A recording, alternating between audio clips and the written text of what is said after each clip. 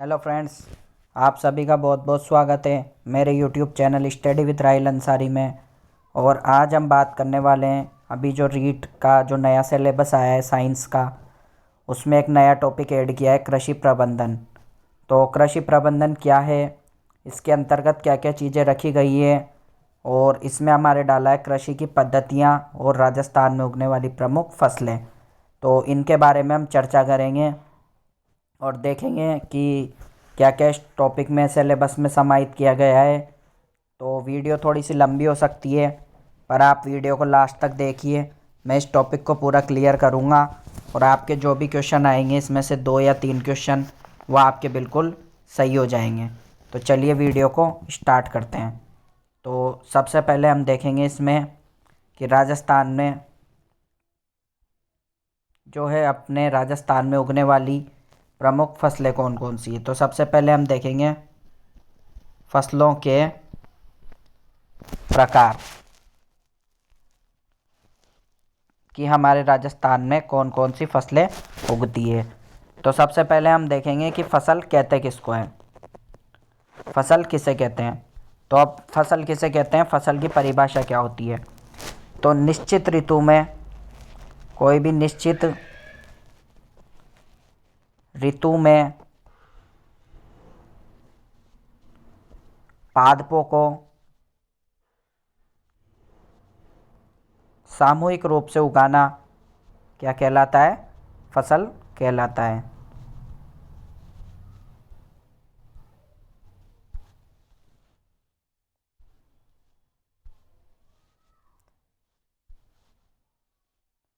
से उगाना फसल कहलाता है। तो देखिए ये है, तो फसल क्या होती है। सबसे पहले आप देख लेते हैं फसल। तो फसल क्या कहते हैं, फसल किसे कहते हैं कि निश्चित ऋतु में पादपों को सामूहिक रूप से उगाना क्या कहलाता है, फसल कहलाता है। अब अपन देखेंगे कि फसल कौन कौन सी होती है। तो फसल को देख लेते हैं एक बार। तो फसल कितने प्रकार की होती है। तो फसल कितने प्रकार की होती है, तो ये 3 प्रकार की होती है। कौन कौन सी होती है फसल, जो हम 3 प्रकार देखना चाहते हैं फसल के। तो अपने फसल 3 प्रकार की होती है। पहली है आपके रबी की फसल, दूसरी है हमारी खरीफ की फसल, और तीसरी है अपनी जायद की फसल। तो अब 1 बाय 1 एक एक को समझ लेते हैं। तो सबसे पहले देखेंगे अपन ये फसल में अपने रबी की, खरीफ की और जायद की फसल होती है। तो जो है सबसे पहले हम देखेंगे रबी की फसल। तो पहली अपनी कौन सी फसल है, रबी की फसल। तो रबी की फसल क्या होती है, रबी की फसल होती है आपके, ये फसल कब बोई जाती है, ये आपके अक्टूबर में तो बोई जाती है और फरवरी में ये काट ली जाती है। ये सबसे सीधी सी बात है, आपके फरवरी में ये फसल काट ली जाएगी और अक्टूबर में बोई जाएगी। यानी कि एक तरीके से ये कौन सी फसल है, ये सर्दी के मौसम की फसल होती है, जो रबी की फसल होती है। अब देखो रबी की फसल के उदाहरण कौन कौन से, वो डायरेक्ट पूछ सकता है कि निम्न में से रबी की फसल है, तो कौन कौन सी है रबी की फसल। तो ये होती है आपके गेहूँ, दूसरी है आपके चना, तीसरी है मटर, चौथी है सरसों। तो ये सभी क्या है, रबी की फसलें हैं। अब बात आती है कि कटाई कब की जाती है। तो रबी की फसल की हम देखेंगे कटाई। तो कटाई कब की जाती है रबी की फसल की। तो रबी की फसल की कटाई की जाती है कटाई की जाएगी आपकी मार्च में, मार्च या अप्रैल में इसकी कटाई कर दी जाती है। तो ये हो गई आपके रबी की फसल। तो ये देखिए, ये होती है रबी की फसल। अब दूसरी आती है अपने खरीफ की फसल। तो खरीफ की फसल को भी अपन समझ लेते हैं। तो खरीफ की फसल क्या है, तो 2 नंबर की होती है आपके फसल, कौन सी होती है, खरीफ की फसल। खरीफ की फसल को एक तरीके से आप गर्मी की फसल भी कह सकते हो, क्योंकि जो खरीफ की फसल होती है वो कब बोई जाती है। तो खरीफ की फसल बोई जाती है आपके जून, खरीफ की फसल बोई जाती है आपके जून या फिर जुलाई में। जुलाई में इसकी बुआई कर दी जाती है, जून या जुलाई में। उसके बाद जो है खरीफ की फसलें कटाई कब की जाती है। तो कटाई कब करेंगे इसकी? तो इसकी कटाई की जाती है सितंबर में।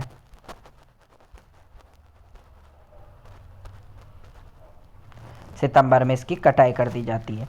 खरीफ की फसल का जो है आप उदाहरण देखोगे तो उदाहरण कौन कौन से हैं, तो उदाहरण देख लेते हैं। मक्का है, बाजरा है, मूंगफली है, ये सब इसके उदाहरण हैं।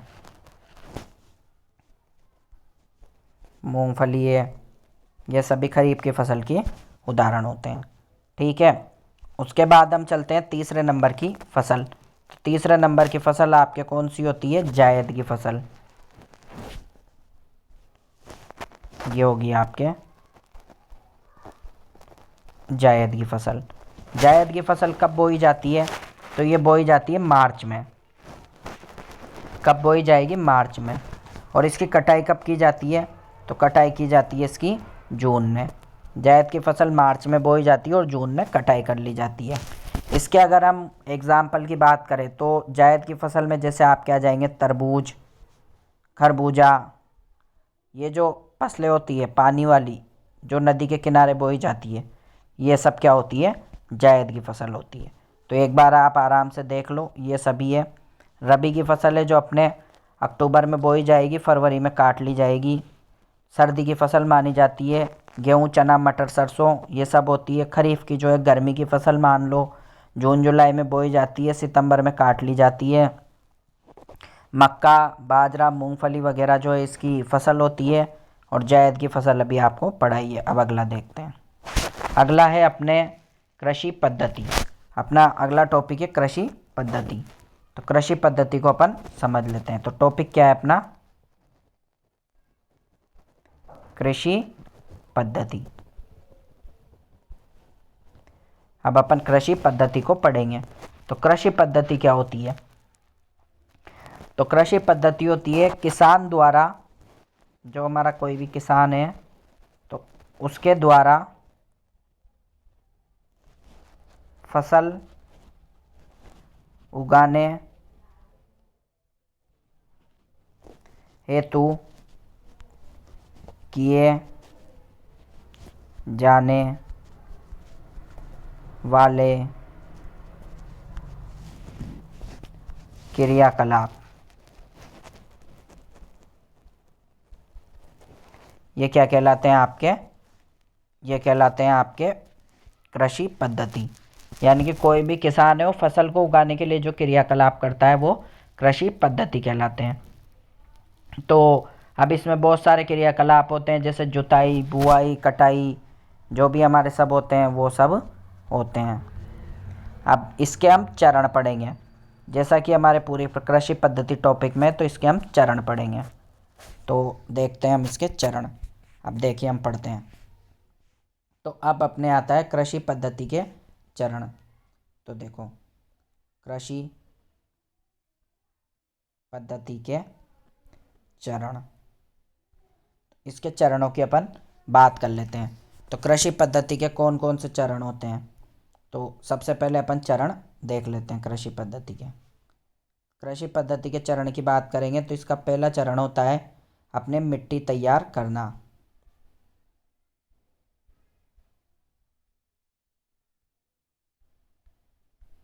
दूसरा चरण होता है बुआई।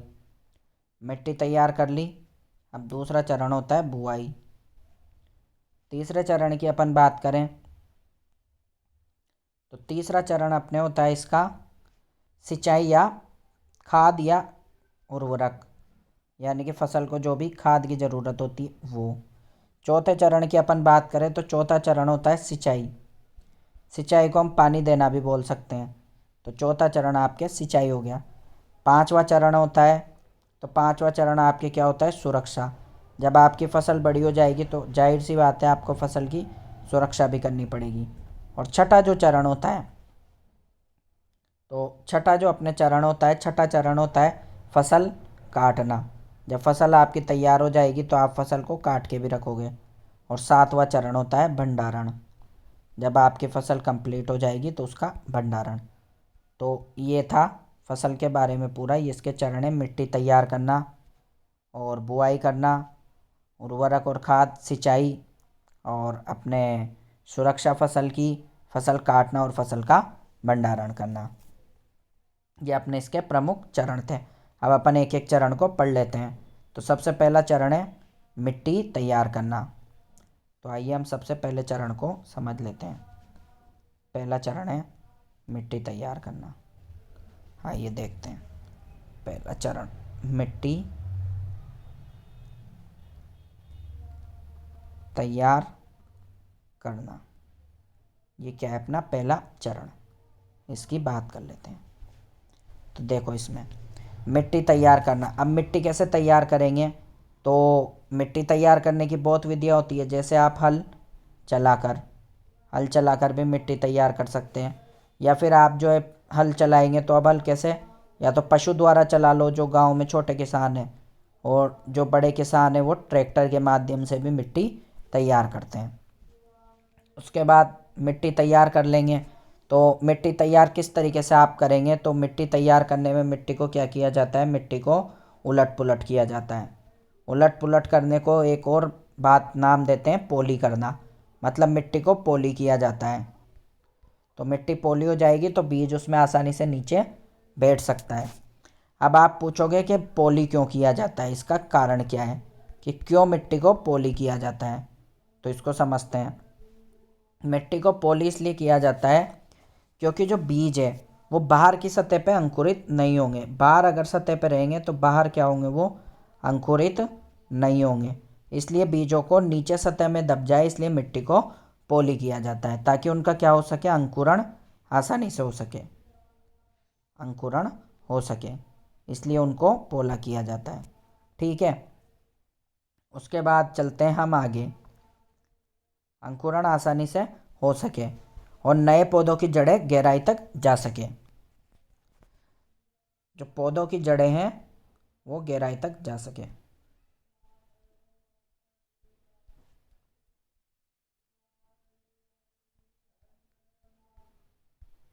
जा सके, इसलिए मिट्टी को पोली किया जा सकता है, क्योंकि जड़ों के द्वारा ही शोषण होता है।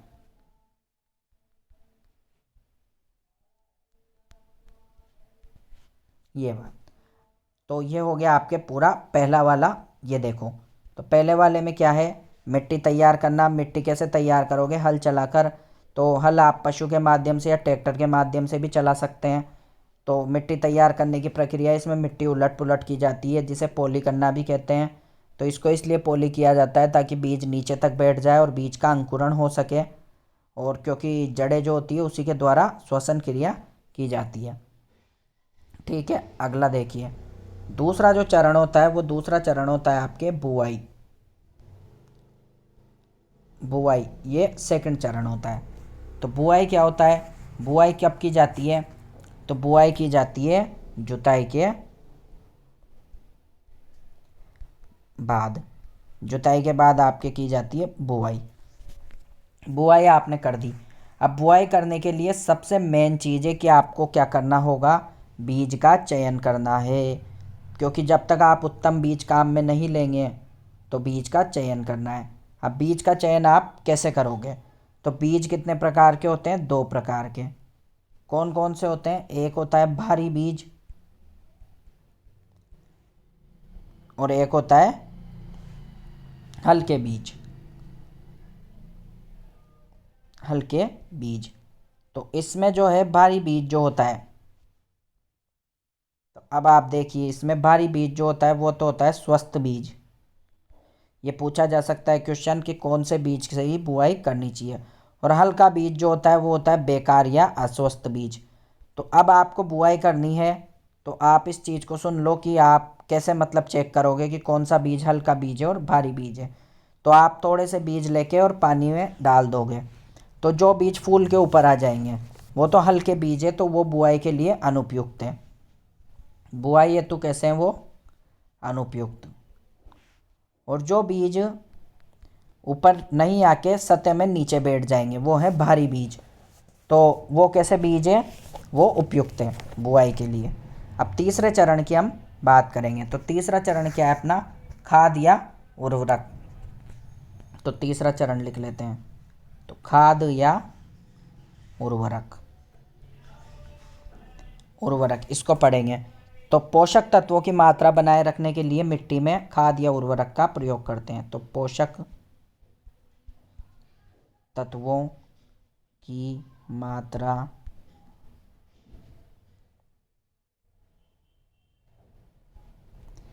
मिट्टी में बनाए रखने हेतु उर्वरक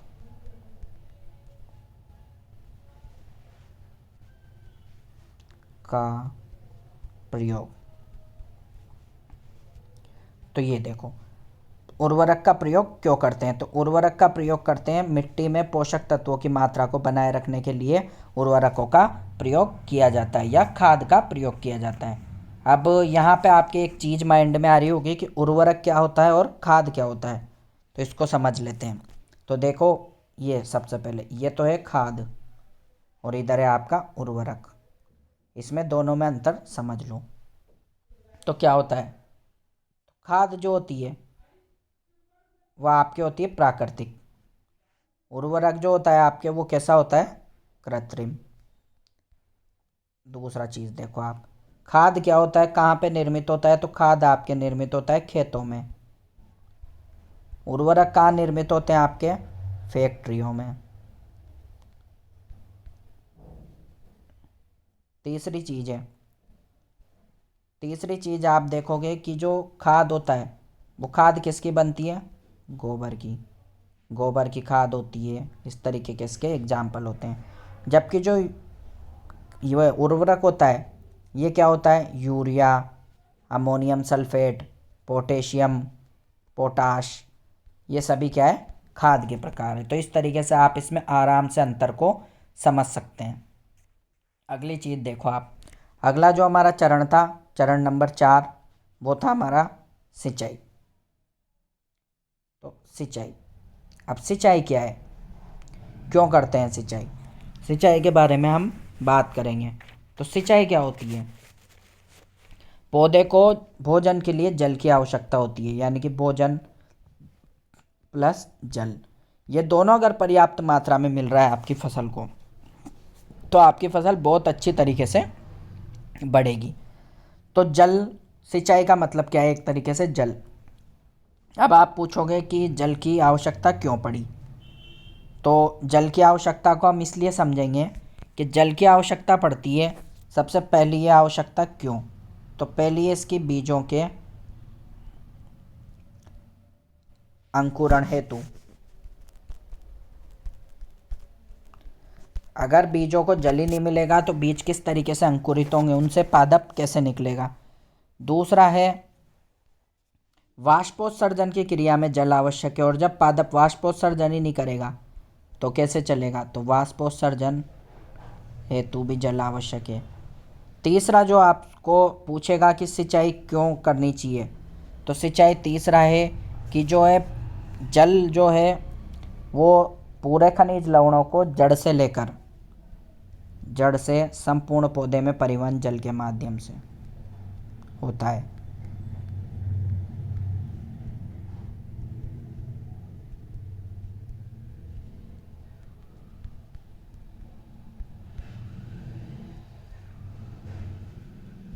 इसलिए हमें जल बहुत आवश्यक है। पौधे के वृद्धि और विकास हेतु भी जल की क्या होती है? महत्वपूर्ण भूमिका होती है। अगर जल नहीं होगा तो पौधे का विकास नहीं हो सकता। अब बात आएगी कि सिंचाई कैसे करें। तो सिंचाई के देखो साधन होते हैं अपने दो तरह के साधन होते हैं। एक तो पारंपरिक और एक होते हैं आधुनिक। आधुनिक वो साधन है जिनसे अभी सिंचाई की जाती है, क्योंकि पारंपरिक जो है अब उपलब्ध नहीं है।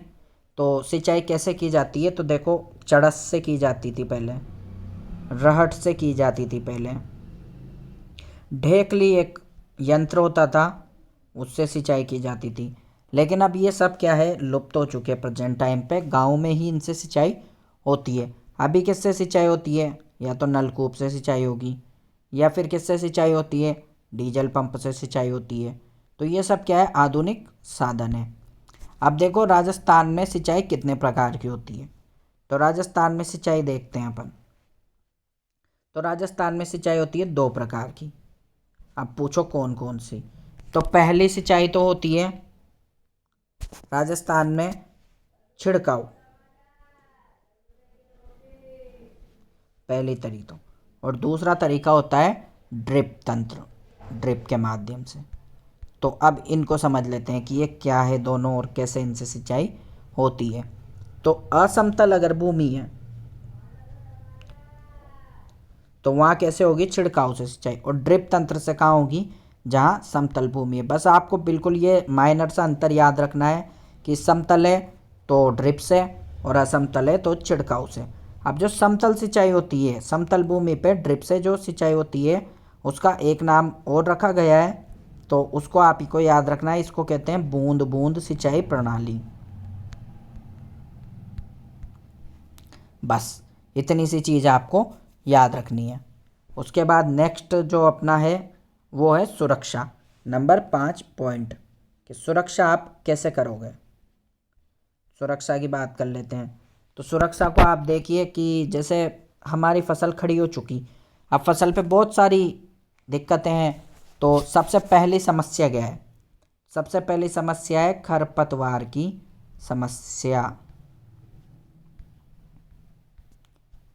समस्या इसको समझ लेते हैं पहले, एक एक पॉइंट के साथ समझ के क्लियर करते चलेंगे। तो खरपतवार की समस्या है।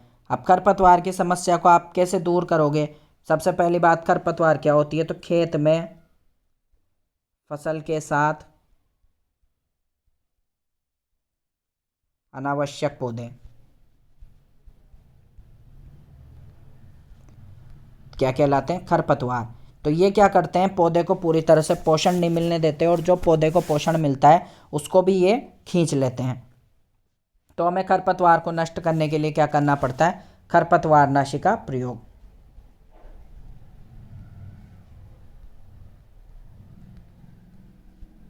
नाशी का प्रयोग, ये बाजार में अनेक मिल जाते हैं तो इनका प्रयोग करना पड़ता है। अगला देखिए क्या होता है, आवारा मवेशियों की समस्या। दूसरी जो समस्या है वो है आवारा मवेशी। तो आवारा मवेशी क्या है, खेत में घुस जाते हैं और पूरी फसल को नष्ट कर देते हैं। तो इसके लिए क्या करता है, किसान को बाड़ लगाना चाहिए। तो इससे आवारा मवेशियों से वो फसल की सुरक्षा कर सकता है, तो उसको बाड़ लगानी चाहिए। तीसरा आप देखो जो है प्राकृतिक प्रकोप। प्राकृतिक प्रकोप, तो प्राकृतिक प्रकोप क्या क्या होते हैं, जैसे अब प्राकृतिक प्रकोपों की श्रेणी में आप देखो जैसे बाढ़, सूखा, अग्नि, ये सभी किसकी श्रेणी में आ जाते हैं, प्राकृतिक प्रकोपों की श्रेणी में। तो कैसे करेंगे, जैसे देखिए बाढ़ आ जाए तो खेत में क्या है, निकास की व्यवस्था होनी चाहिए।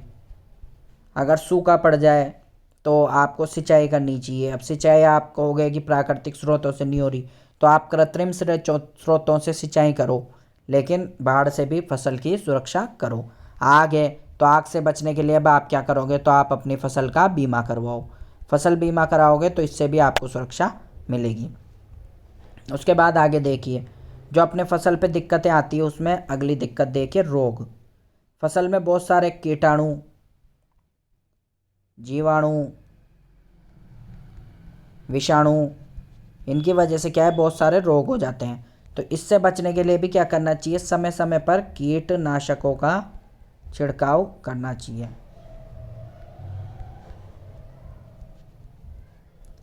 छिड़काव करेंगे आप तो आपका काम हो जाएगा। अगली बात आती है अब इसके बाद, अब इससे क्या है, नुकसान क्या है, अगर फसल में कोई रोग हो गया तो नुकसान ये होगा कि आपकी उत्पादन क्षमता बिल्कुल कम हो जाएगी। अगली बात आती है कि अगला क्या आएगा, तो अगला आता है अपने कटाई। अब देखिए कटाई क्या होती है, जब फसल पूरी तरह से पक के तैयार हो जाती है तो फसल को क्या करते हैं, काटते हैं। तो काटने के लिए क्या है, आजकल गांव में जो है, पुराने ज़माने में तो किसका प्रयोग करते थे, दराते का प्रयोग करते थे। लेकिन आधुनिक युग में अभी हार्वेस्टर के द्वारा कटाई की जाती है। तो ये डिपेंड करता है किसान के ऊपर कि वो किस तरीके से कटवाई करवाना चाहता है। कटाई के बाद जो आपके अगला आता है, तो अगला आपके जो चरण है वो है थ्रेसिंग। अब थ्रेसिंग को देख लीजिए, थ्रेसिंग क्या होती है। थ्रेसिंग में क्या होता है कि जो है भूसे से अपनी फसल के कणों को अलग करना। तो इसकी दो विधियां होती है, एक तो इसमें होता है फटकना और एक होता है मशीन द्वारा।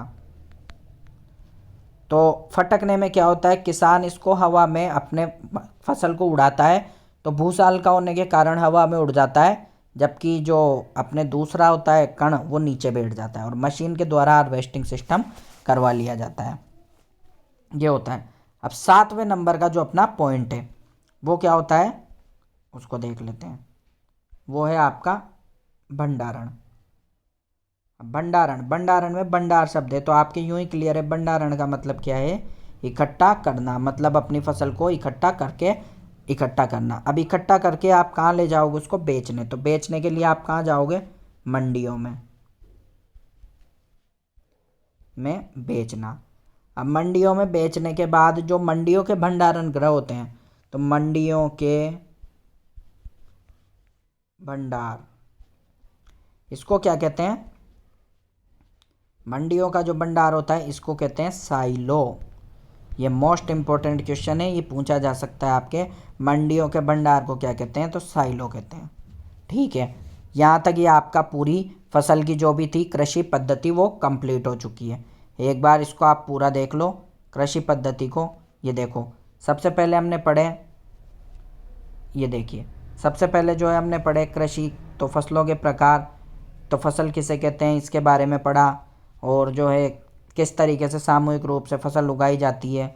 उसके बाद फसल 3 प्रकार की होती है, खरीफ, रबी और जायद की फसल। उसके बाद हमने इनको पढ़ा कि रबी की फसल कब बोई जाती है, कब काटी जाती है, खरीफ की फसल और जायद की फसल को हमने पढ़ा। उसके बाद कृषि पद्धति, तो किसान द्वारा फसल को निश्चित ऋतु में उगाया जाता है। कृषि पद्धति के जो चरण थे, तो पूरे 7 चरण। कितने चरण होते हैं, तो ये कितने होते हैं हमारे पास, 7 चरण। तो कौन कौन से चरण थे ये हमने देखे। ठीक है, उसके बाद जो है हमने एक एक चरण को अच्छे से पढ़ा कि मिट्टी जो है तैयार करना, उसके बाद बुआई करना, उसके बाद खाद और उर्वरक देना।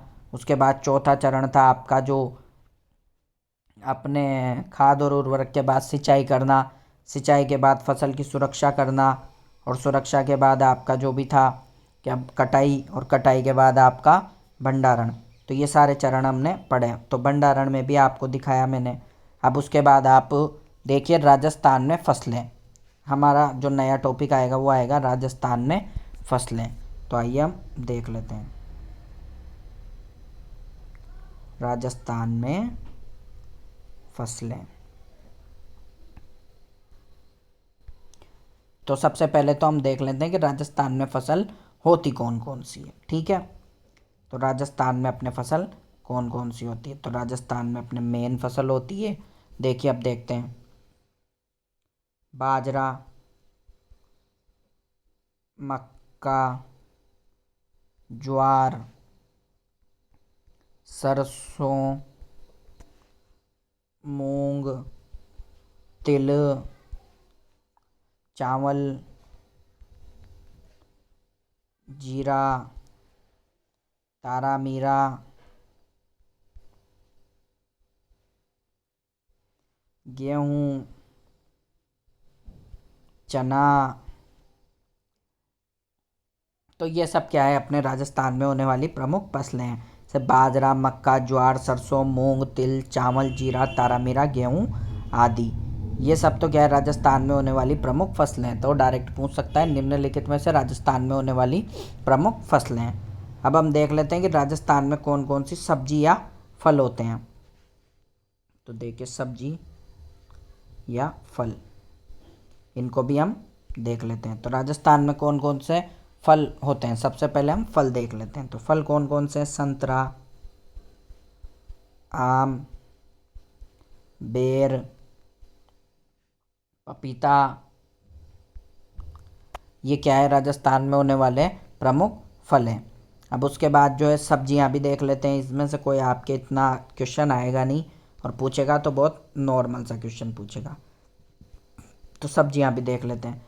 राजस्थान में होने वाली प्रमुख सब्जियां हैं अदरक, लहसुन, उसके बाद आपके भिंडी, ये भी राजस्थान में बहुतायत में होती है। बैंगन, आलू, टमाटर आदि, ये सभी भी सब्जियां यहाँ पे आसानी से होती है और बहुतायत में होती है। उसके बाद अगला देखिए आप, फसल और पर्यावरण में क्या संबंध होता है। तो फसल और पर्यावरण, तो देखिए फसल से पर्यावरण का ये संबंध होता है कि इनका कैसा घनिष्ठ संबंध होता है। अगर हरियाली होगी तो फसल भी अच्छी होगी और हरियाली बढ़ेगी, पहली बात।